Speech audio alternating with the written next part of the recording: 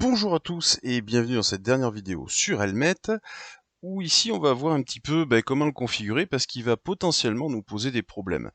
Comme on aime à dire, parfois trop de trop tue le trop, mais là pour le coup, trop de Helmet tue un petit peu l'API.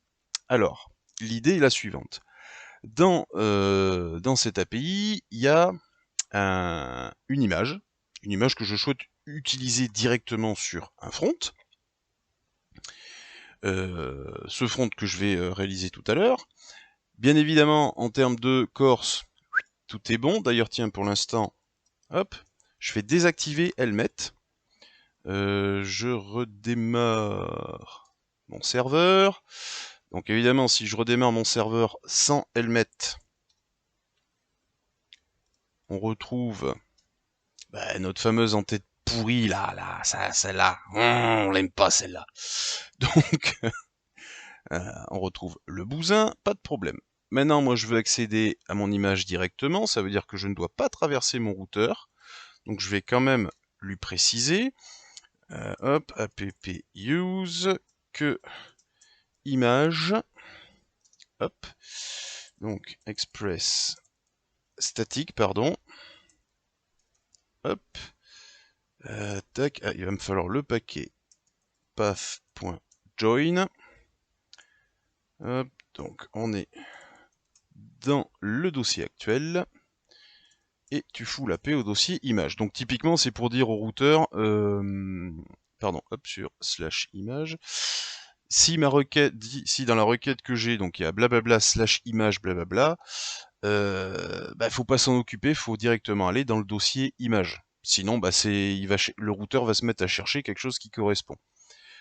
Alors évidemment, hop, const path égale require path.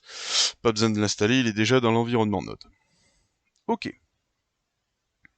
Là typiquement, si je fais, on va le faire de suite, si je fais localhost blablabla /image/git.png, ça devrait fonctionner direct.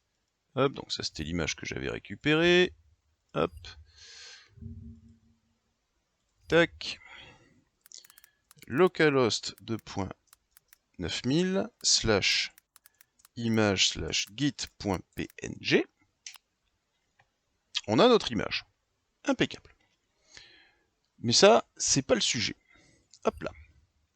Maintenant, je vais me faire un front qui va directement afficher cette image.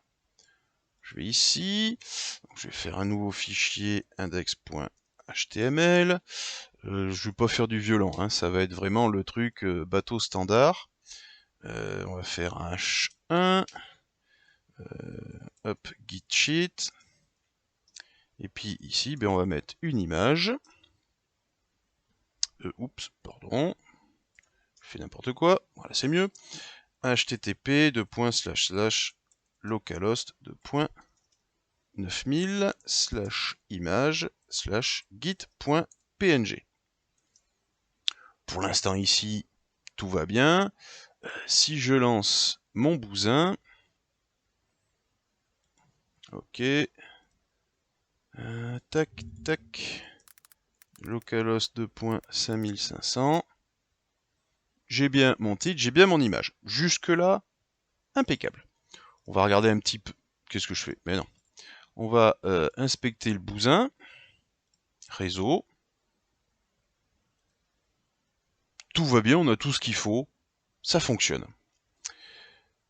Maintenant, on va y mettre Helmet. Alors, hop, je redémarre Helmet. Si on vérifie, hop, ici, on retrouve bien tout ce qu'il ne faut pas mettre, avec nos en-têtes camouflées et surtout donc le fait qu'elle soit fait avec Express. Là, par contre, il va falloir que je vide le cache. Boum. Parce que sinon, on va avoir un problème. Et je rafraîchis. Et là, on a un gros problème. Là, on nous dit que l'image est bloquée. On n'a rien. On peut pas. Ça ne fonctionne pas. Alors évidemment, ça ne fonctionne pas puisque on avait vu ici, hein, dans comment dire, je vais y arriver. Dans le Content Security Policy, qui se trouve ici, tout ce qui vient d'ailleurs, tout ce qui vient de chez nous, tout ce qui ne vient pas de chez nous, pardon, excusez-moi, ou tout ce qui nous demande de l'extérieur, ça ne doit pas passer. Et donc forcément, on a verrouillé nos entêtes, tout est bien, mais oui, mais le Content Security Policy, il a dit tout se fait sur moi-même. Et on peut le regarder, hein, image SRC, c'est moi. Et ce n'est utilisé que par moi. Donc, on est coincé. Alors, si on désactive le Content Security Policy, on va vérifier que c'est bien ça. Hein. Donc là, on va rajouter une petite configuration. Donc je dis le cross origin resource policy, donc les ressources demandées par l'extérieur, cross origin. Hein.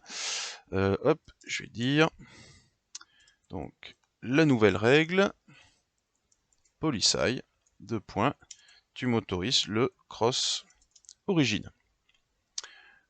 Tac. Alors, attention, il y a peut-être des histoires de cache, donc il faut bien regarder et bien faire attention.